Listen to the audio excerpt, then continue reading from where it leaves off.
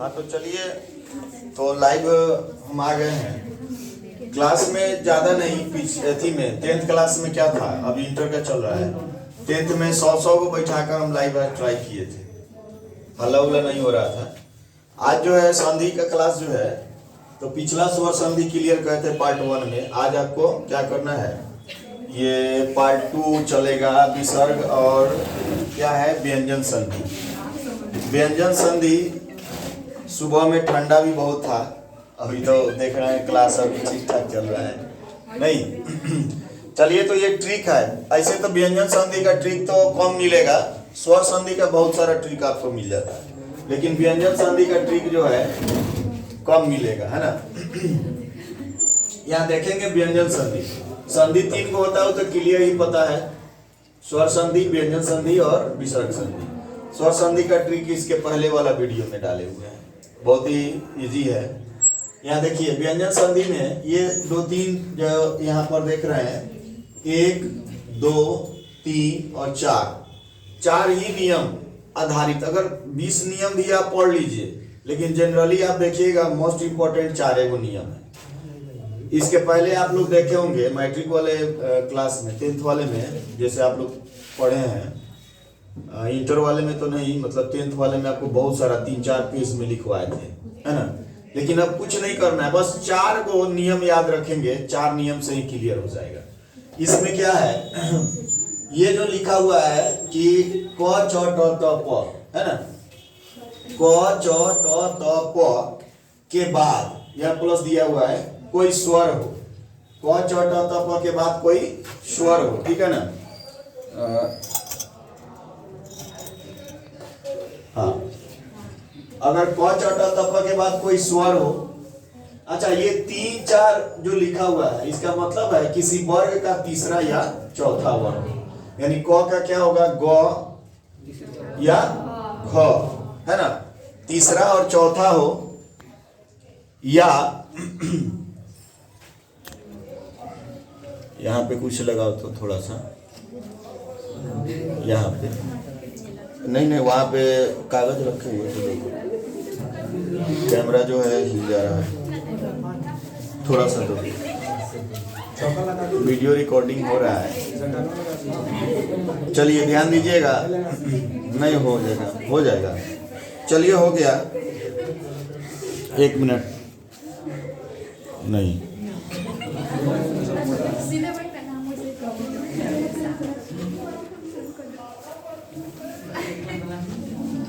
हो गया। तो अभी पूछेंगे, एक को खड़ा करके पूछेंगे, बताइएगा। यहाँ बताए क च ट त प के बाद यदि कोई स्वर हो, यानी अ आ जो भी हो, 11 को, 13 नहीं 2 छांट दीजिएगा, 11 को स्वर कितने, 11, व्यंजन 33, उसमें से स्पर्श व्यंजन 25, है ना। तो इस तरह से आप देखेंगे, तो क च ट त यदि स्वर हो या किसी वर्ग का तीसरा चौथा हो, या य र ल व हो, तो क्या होगा कि ये जो है ये ग हो जाएगा, ये अपना जो है क्या हो जाएगा, तीसरा हो जाएगा। क क्या हो जाएगा, ग हो जाएगा। च क्या हो जाएगा, ज हो जाएगा तीसरा। ट क्या हो जाएगा, ड। त क्या हो जाएगा, द। यानी कि अपना क्या हो जाएगा, वो तीसरा वर्ण में बदल जाएगा, तीसरे वर्ण में बदल जाएगा। अब देखिए वाक जोड़ इस, वाक प्लस इस है, तो यदि यहाँ पर हम बोले हैं कोई स्वर हो, तो स्वर है ना यहाँ पे, अगर ये कोई स्वर है तो क क्या हो जाएगा, ग। यहाँ देखिए क्या हो गया है, क जो है ग में बदल गया ना, तो क जो है ग में बदल गया, तो क्या हो जाएगा, ये वागीस, ये ग और दीर्घ ई मिलकर वागीस। अब जैसे दिक जोड़ अंबर, तो क क्या हो जाएगा, ग में बदल जाएगा, तो दिगंबर हो गया। दिक क क्या हो जाएगा, ग हो जाएगा, तो दिक जोड़ गज दिग्गज हो जाएगा। इसको विशेष रूप से और ज्यादा इसमें बनाने की आवश्यकता, और ज्यादा बनवाएंगे। अब देखिए नियम यहाँ पर दूसरा, ये देखिए क च ट त प के बाद यदि म या न रहे, म या न रहे, इसके बाद म या न रहे, तो ये क्या हो जाएगा, ये सब अपना 5वां वर्ण हो जाएगा। क अपना 5वां अंग हो जाएगा, च जो है क्या हो जाएगा, य हो जाएगा, ट जो है र हो जाएगा, तो जो है न हो जाएगा और प जो है म हो जाएगा। कब? जब इसके बाद म या न रहेगा तब। अब देखिए उत जोर नति तो है ना, तो अपना पांचवा वर्ण इसका क्या हो जाएगा? न है ना, तो क्या हो जाएगा? उन्नति है, वो है ना, तो क्या हो गया? न और ये उन्नति। वैसे ही जगन्नाथ, जगत जोर नाथ, तो जो है क्या हो जाएगा? न हो जाएगा, जगत जोर नाथ, तो में हलंत या रहेगा, है ना, तो ये जगतनाथ। ये बहुत ही मात्र दो ही इसको क्लियर करेंगे। दो नियम आपको बहुत बढ़िया है।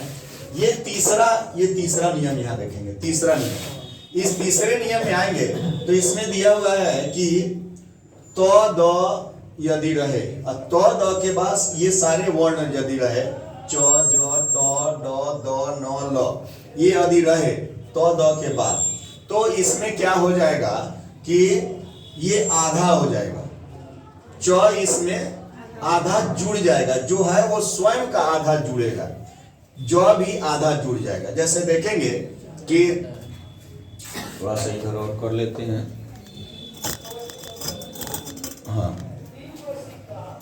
हाँ देखिए, तो इसमें क्या हुआ? देखिए उत जोड़ चारण, ठीक है ना, तो यह देखिए तो पति हो जाएगा, च है ना, तो च इसमें आधा जुड़ जाएगा, उच्चारण।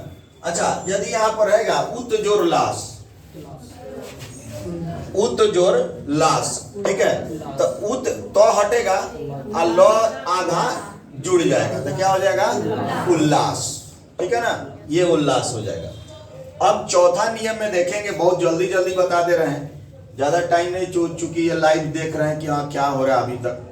तो चौथा में आपको बता दे रहे हैं नियम में, म के बाद कोई अंतस्थ या ऊष्म वर्ण, अंतस्थ वर्ण मालूम है? नहीं मालूम है। य र ल व अंतस्थ है 4, और ऊष्म हो जाएगा य र ल व के बाद तलाप्सा मूर्धन्य स दंश ह, ये हो जाएगा अंतस्थ हो गया। य र ल पूछा जाएगा, बार बार पूछा जाता है।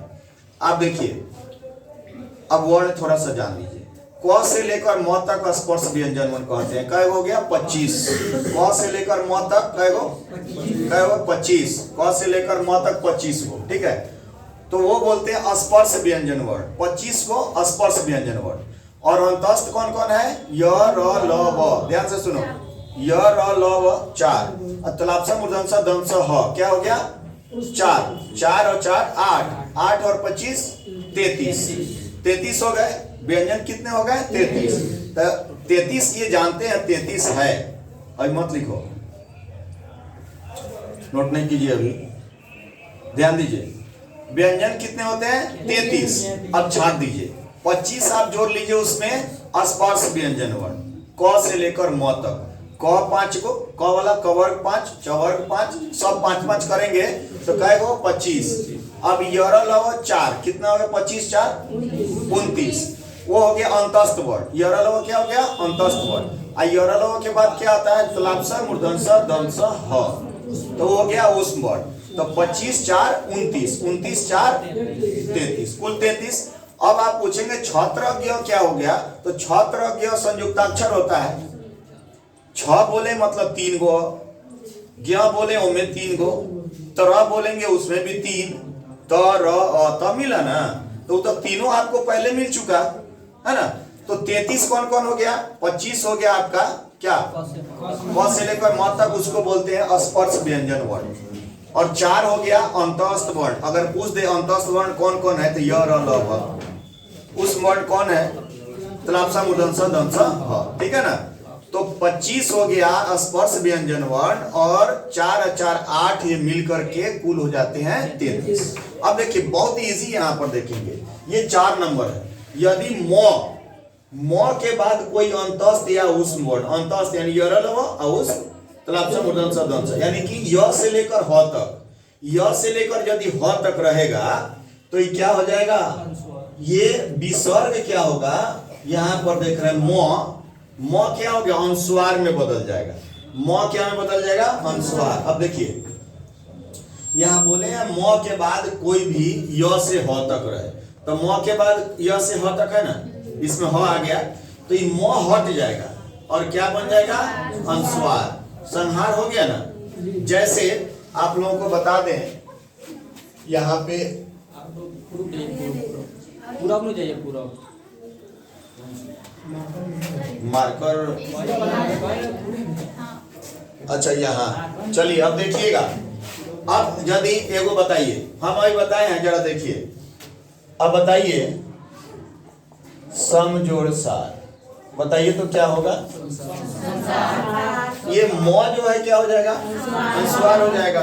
तो ये आपका हो गया संसार, ठीक है ना।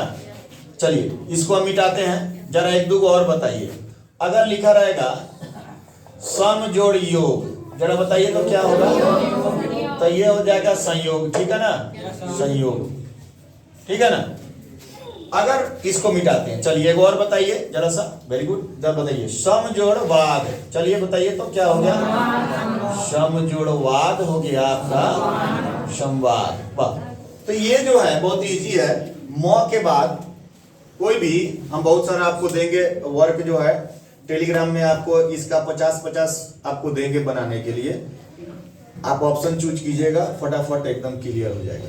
तो आप जान लीजिए मौ के बाद कोई भी य से लेकर ह तक कोई वर्ण आता है तो हम क्या करेंगे? मौ हटा करके वो अनुस्वार में बदल जाएगा। क्लियर है? चलिए, तो ये 4 ही आप मात्र देखेंगे परीक्षा के दृष्टिकोण से। जनरली 4 व्यंजन में आपका आता है। चलिए अब विसर्ग इसी में हम डाल दिए हैं। देखिए विसर्ग भी बहुत ही अच्छा है। विसर्ग संधि में, विसर्ग संधि में देखिए ट्रिक क्या है।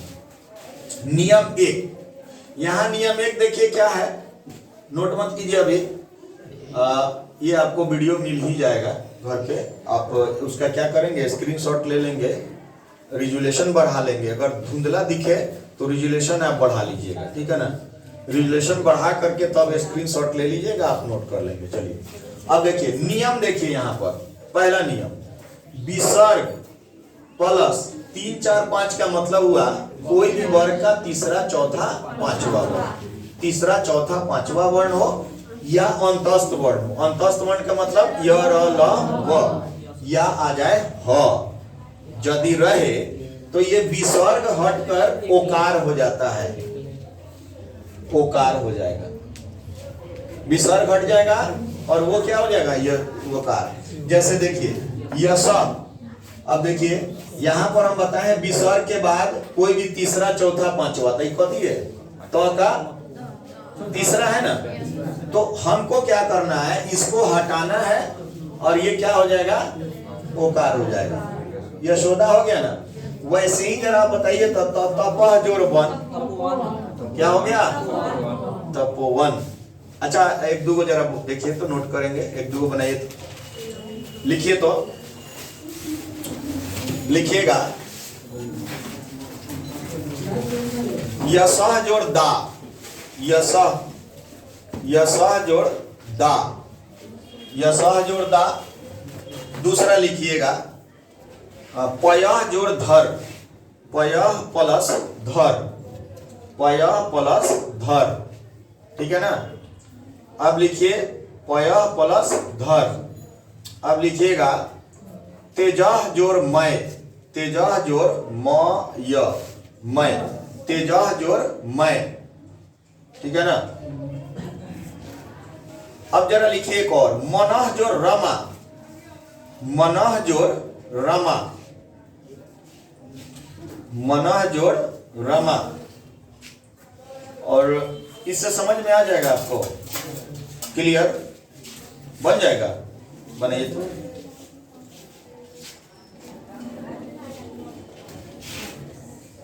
बहुत इजी है, विसर्ग संधि में ज्यादा नहीं, इसमें भी छोटा छोटा ट्रिक इसमें हम बताए हुए हैं, यहाँ पे देखेंगे, यहाँ पे। चलिए बन गया। अब जो है हम दूसरे नियम के जाते हैं। आपने देखा यशः जोड़ दा, यशोदा, है ना। पयः जोड़ धर, पयोधर, तेजः जोड़ मैं, तेजोमय, और मनः जोड़ रमा, मनोरमा। क्लियर है ना। चलिए अब अगला यहाँ पे हम देखते हैं। यहाँ पे देखिए दूसरा नियम। यहाँ दूसरा नियम में क्या होगा जरा देखेंगे। विसर्ग के पहले, ध्यान दो, नोट बाद में करेंगे। विसर्ग के पहले अगर हर्ष ई और हर्ष ऊ रहे, विसर्ग के पहले, हर्ष ई और हर्ष ऊ रहे और विसर्ग के बाद कोई कवर्ग और पवर्ग आ जाएगा, यानी क में के कोई भी या प में के कोई भी, तो क्या होगा, ये विसर्ग हटा दिया जाएगा और वहां मूर्धन्य स लगा दिया जाएगा, आधा हलंत, यानी कि मूर्धन्य स आधा। क्या करना है, यदि विसर्ग के पहले हर्ष ई और दीर्घ हर्ष ई और हर्ष ऊ रहे तो, और विसर्ग के बाद कवर्ग और पवर्ग रहेगा तो क्या बन जाएगा ये खाना हलंत है। अब देखिए जैसे नी जोर फल, अब देखिए ये हटा क्या हो जाएगा निष्फल। न विसर्ग के पहले क्या है, हर्ष ई है, हर्ष ई है ना, या हर्ष ऊ यदि रहता है ना तो हम क्या करते हैं, इसको ये हटाकर आधा, जैसे बोलिए, जैसे ये नोट कीजिएगा, नीह जोर काम, नीह प्लस काम। अब बताइए नीह प्लस पाप, नीह प्लस पाप, नीह प्लस पाप, ठीक है ना। तो इस तरह से आप बना लेंगे, इसको आसानी से क्लियर कर लेंगे। विसर्ग संधि, विसर्ग संधि के बाद यहाँ पर विसर्ग संधि का ये दूसरा नियम आपने देखा कि मूर्धन्य श आधा लग जाएगा तो नीह प्लस जो काम है तो निष्काम हो गया। जैसे मान लीजिए नीह प्लस कपट, नीह प्लस कपट क्या हो जाएगा निष्कपट। विसर्ग हटाइए और वहां पर क्या कर दीजिए, आधा मूर्धन्य श जोड़ दीजिए तो हो जाएगा निष्कपट। अब देखिए यहाँ पर अब तीसरा नियम में देखिए, यहाँ देखिएगा हम काटे हुए हैं, इसका मतलब है अ आ को छोड़कर यहाँ पर अन्य स्वर, स्वर में तो हम बोल देते तो पूरा स्वर आ जाता ना, तो यहाँ पर अ आ को छोड़कर अन्य कोई स्वर हो, यानी विसर्ग के पहले कोई भी स्वर हो लेकिन अ आ नहीं हो, तो विसर्ग के पहले अ आ को छोड़कर कोई भी स्वर हो। अब विसर्ग के बाद भी कोई स्वर हो या तीसरा चौथा पांचवा या अंतःस्थ, यानी य र ल व हो या ह हो, तो क्या में बदल जाता है, र हो जाता है। जैसे यहाँ देखिए नीह जोड़ आहार, नीह जोड़ आहार, देखिए ये विसर्ग के पहले हर्ष ई है, अ आ नहीं है, बोले है ना अ आ को छोड़कर, विसर्ग के पहले अ आ छोड़ दीजिए। अच्छा, और विसर्ग के बाद कोई स्वर है तो हाई क्या हो जाएगा, र में बदल जाएगा। विसर्ग क्या बदल जाएगा, विसर्ग में। जैसे नी है ना तो ये र और आ क्या हो गया, रा, तो हो जाएगा नीरा हार। समझ रहे हैं ना, नी हाई कथी हो गया र, तो र और आ मिलके कथी हो जाएगा रा, रा नीरा हार। देखिए नी जोड़ आशा क्या होगा, ये र हुआ नहीं यहाँ पर, आ नहीं लिखना है, आ कहाँ चल जाएगा, र में हो जाएगा, क्या हो जाएगा आकार हो जाएगा ना, तो आ की मात्रा हो जाएगा ना निराशा। अच्छा चलिए नी जोड़ धन, अच्छा र कहाँ लिखिएगा, ऊपर लिखिएगा, ये नहीं कि नी र ध न ऐसे नहीं लिखिएगा। निर्धन कैसे लिखता है आप लोग देखिए, तो ये र ऊपर चला जाएगा तो नी जोड़ धन निर्धन, ये बहुत ही इंपॉर्टेंट बराबर पूछा ही जाता है। चलिए वो अब देखेंगे यहाँ पर ये 4 नंबर में बोलते हैं 4 नंबर। देखिए कोई स्वर, यानी कि ये विसर्ग के पहले कोई स्वर हो, विसर्ग के पहले कोई स्वर हो, ठीक है ना, उसके बाद च छ या तलाब स हो, विसर्ग के पहले कोई स्वर हो या च छ तलाब स हो, तो क्या बन जाता है, विसर्ग श में बदल जाता है, श में हलंत, स हलंत का मतलब आधा बदल जाता है। जैसे देखिए विसर्ग के पहले हर्ष, यहाँ पर विसर्ग के पहले क्या है, हर्ष ई है, कोई स्वर है, और उसके बाद क्या है च, यहाँ देखिए च छ और तलाब स, यहाँ देखिए च छ तलाब स, यानी कि च है ना, तो ये क्या में बदल जाएगा, आधा स में, तो नी जोड़ चल निश्चल, अच्छा नी जोड़ चल निश्चल हो जाएगा, है ना। तो ये भी एक क्लियर कर लेंगे। अब आप आते हैं 5 नंबर भी देखेंगे, बहुत ही इजी है, ये भी आप देख लेंगे। यहाँ पर देखेंगे विसर्ग के पहले अ आ, विसर्ग के पहले अ आ हो, ठीक है, और विसर्ग के बाद कोई भिन्न स्वर हो, माने अ आ नहीं हो, कोई दूसरा स्वर आए, तो विसर्ग का सीधे लोप कर देंगे, कुछ करने का जरूरत नहीं है, सीधे विसर्ग को हटा देंगे, काम खत्म। जैसे निह जो रोग, निरोग, ये सीधे विसर्ग हट गया। जैसे नीरस, निह जोड़ रस, यहाँ पर हटा देना है और ये आपका सीधे बन जाएगा क्या, नीरस बन जाएगा। बस ये 5 विसर्ग संधि का 5 और स्वर व्यंजन संधि का 4, ये ट्रिक आप दिमाग में रखेंगे। 5-6 पेज में लिखवाना जो है थोड़ा सा, पहले तो 10th क्लास में आप लोगों को जो बताए थे, अब इंटर में भी सेम वही चीज, कुछ खास नहीं है, बस आपको थोड़ा बहुत ध्यान दे देना है। क्योंकि अब जो है एक बार ट्राई करके देख रहे हैं, धीरे धीरे कोई ऐसा बात होगा तो पर डे शाम को 6 बजे 7 बजे 2 बैच चलेगा लाइव क्लास, प्रतिदिन 6 बजे 7 बजे, जिसमें संस्कृत का तो चलेगा ही, हिंदी का भी चलेगा। तो उसमें 60% आपका जो है हिंदी ही रहेगा, हिंदी का व्याकरण रहेगा, या आप लोग रोज शीर्षक अभी पढ़ रहे हैं तो रोज होगा, ठीक है ना। और उधर पदांश में भी टोटल होगा, सभी के बारे में डिटेल करते जाएंगे। अगर लाइव क्लास न ले लेंगे तो उसका वीडियो आपको मिल जाएगा, तो वीडियो आप देखेंगे, आपको तो नोटिफिकेशन मिलेगा ही, तो वीडियो भी देख लेंगे। हालांकि अभी चांस नहीं लग रहा है कि, अब क्या कहा जा सकता है कि लॉकडाउन लग जाएगा कि क्या लग जाएगा, कुछ पता नहीं चल रहा है। तो ठीक है, तो देखते हैं अब आगे फिर कल के लिए